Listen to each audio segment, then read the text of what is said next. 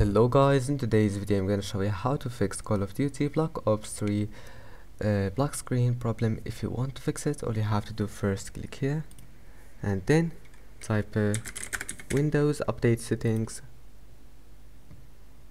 and after that check for updates and make sure to install all the updates that you can find, and then go back and go to View Advanced System Settings and then Settings, and after that adjust for best performance, and then click apply and OK, and now close it. Restart your computer and then go to GeForce Experience,